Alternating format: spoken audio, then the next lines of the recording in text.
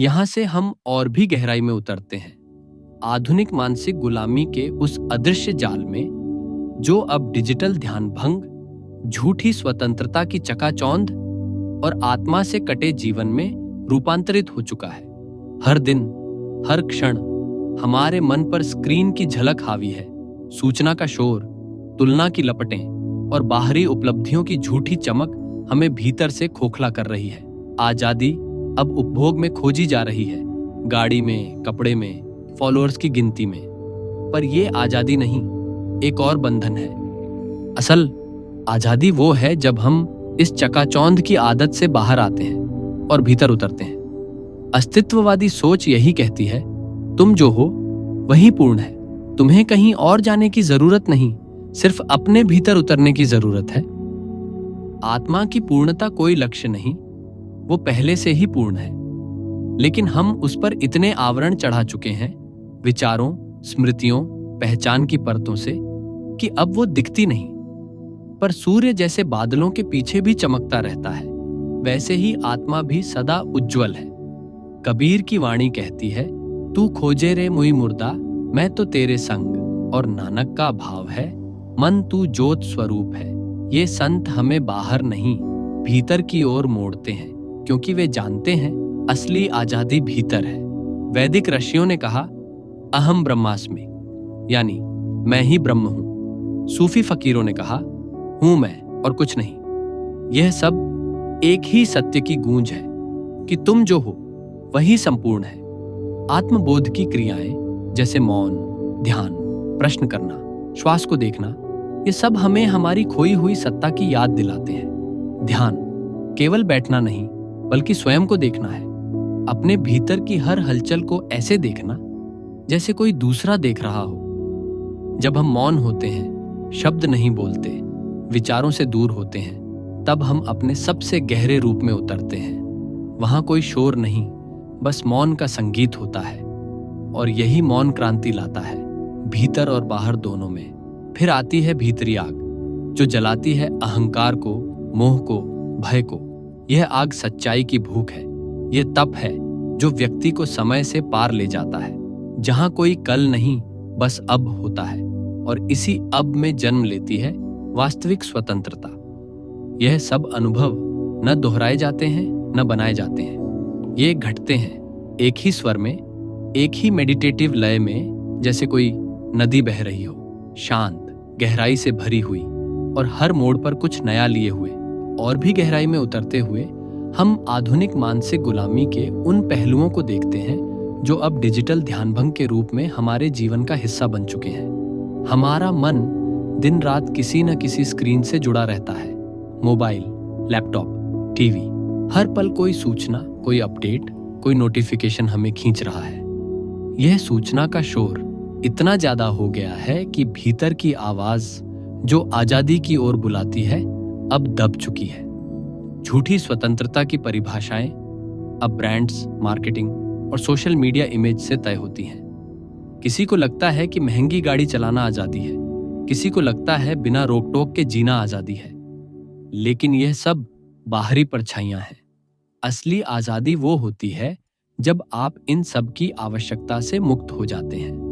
अस्तित्ववादी चिंतन कहता है, तुम्हारा अस्तित्व ही सत्य है, बाकी सब अनुभव हैं जो आते जाते रहते हैं। जब तुम अपने भीतर टिक जाते हो, जब तुम्हें खुद से ही साक्षात्कार होता है, तब जो आनंद उत्पन्न होता है वही है स्वतंत्रता की जड़। आत्मा की पूर्णता का रहस्य यही है कि आत्मा कभी अधूरी थी ही नहीं। हम अधूरे लगते हैं क्योंकि हमने खुद को विचारों, इच्छाओं और स्मृतियों से ढक दिया है। जैसे बादल सूर्य को नहीं बुझा सकते, वैसे ही भ्रम आत्मा को नहीं मिटा सकते। संतों के अनुभव हमें राह दिखाते हैं। जैसे कबीर कहते हैं, मोह को कहाँ ढूंढे रे बंदे, मैं तो तेरे पास में। इसका अर्थ यह है कि वह परम सत्य, वह आजादी जिसे हम बाहर खोजते हैं, वह हमारे ही भीतर विद्यमान है। गुरु नानक का वचन है, मन तू ज्योत स्वरूप है, अपना मूल पहचान। इसका आशय है कि आत्मज्ञान ही स्वतंत्रता की प्रथम सीढ़ी है। रवींद्रनाथ टैगोर ने भी लिखा, मैंने अपने भीतर के बंधनों को तोड़ना ही सच्ची मुक्ति समझा। इन संतों और विचारकों की वाणी हमें यह समझाने आती है कि असली मार्ग भीतर की ओर जाता है, जहां आत्मा पहले से ही स्वतंत्र है। कबीर कहते हैं, मोह को कहां ढूंढे रे बंदे, मैं तो तेरे पास में। यानी जिस स्वतंत्रता की खोज बाहर कर रहे हो वो तुम्हारे भीतर है। नानक कहते हैं, मन तू ज्योत स्वरूप है, अपना मूल पहचान। मतलब आजादी की शुरुआत आत्मज्ञान से होती है। वैदिक ऋषि कहते हैं, अहम ब्रह्मास्मि। सूफी कहते हैं, मैं ही हूं, वो ही हूं। ये सारे अनुभव अलग अलग प्रतीत हो सकते हैं, पर अंततः वो एक ही सत्य की ओर इशारा करते हैं, भीतर की आजादी। आत्मबोध की क्रियाएं जैसे ध्यान, प्राणायाम, मौन, प्रश्न करना और सत्संग, ये सब साधन हैं, द्वार हैं उस स्वतंत्रता के जिसे कोई बाहर से नहीं दे सकता। मौन की क्रांति वो है जहां शब्द समाप्त हो जाते हैं, वहां सत्य प्रकट होता है। जब तुम मौन होते हो तब तुम सबसे अधिक ग्रहणशील होते हो। वह मौन किसी मजबूरी का नहीं, वह जागरूक मौन होता है। वो मौन जो भीतर एक संगीत जगाता है जो न सुनाई देता है, न कहा जा सकता है। और फिर आती है वह भीतरी आग जो व्यक्ति को समय से परे ले जाती है। वो आग है जिज्ञासा की, खोज की, प्रेम की, जो सब कुछ जला देती है, पर जो बचता है वो शुद्ध चेतना होती है। अर्थात वह अछूता सत्य जो न समय से बंधा है न विचारों से, बस एक निर्मल प्रकाश की तरह भीतर जलता रहता है। ऐसी स्वतंत्रता में व्यक्ति अब समय से नहीं चलता, वो कालातीत हो जाता है। यह सब एक ही लय, एक ही स्वर और मेडिटेटिव शैली में घटता है, बिना दोहराव के, सीधे अंतःकरण को छूता हुआ। आजादी क्या होती है? नमपट।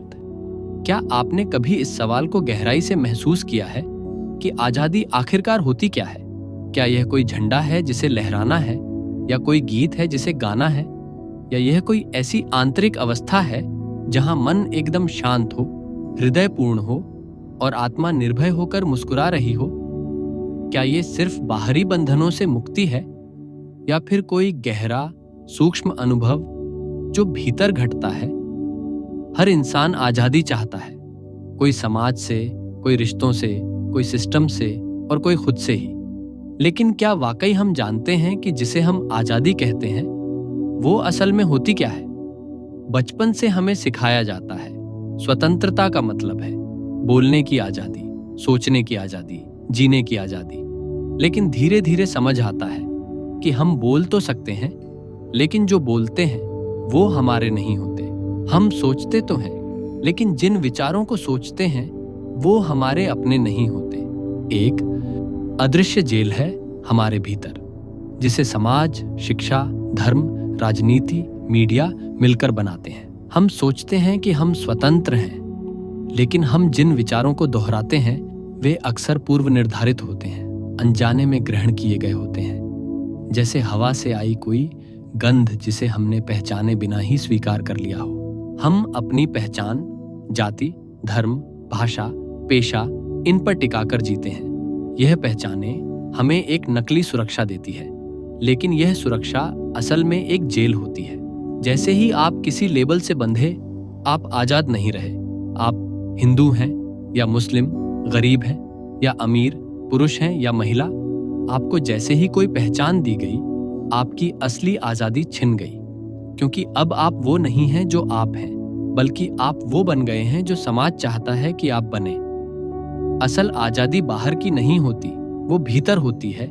जब आप खुद को पहचानते हैं, जब आप जान जाते हैं कि आप न कोई विचार है, न कोई भावना, न कोई स्मृति, आप सिर्फ हैं, जैसे शून्य जिसमें सब समा सकता है पर जो किसी से बंधा नहीं। जब आप उस जगह पर खड़े होते हैं जहां कोई डर नहीं होता, जहां कोई लालच नहीं होता, जहां न अतीत का बोझ है न भविष्य की चिंता, बस एक गहरा सन्नाटा है, उसी सन्नाटे में असली आजादी जन्म लेती है।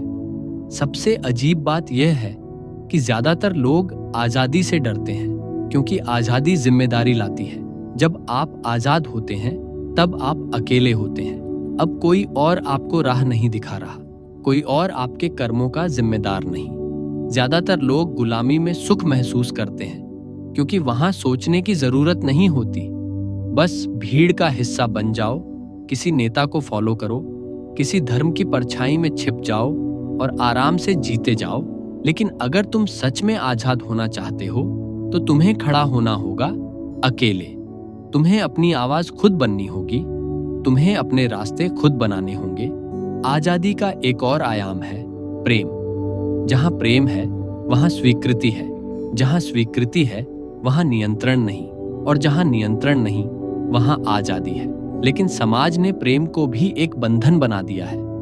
रिश्ते अब स्वामित्व की तरह निभाए जाते हैं। तुम मेरे हो, इस एक वाक्य में कितनी गुलामी छुपी है। सच तो यह है, अगर आप किसी को प्रेम करते हैं तो आप उसे उड़ने देते हैं, बांधते नहीं। प्रेम तब होता है जब दो आश्चर्य आत्माएं एक साथ चलती हैं, बिना किसी जबरदस्ती के, बिना किसी स्वार्थ के।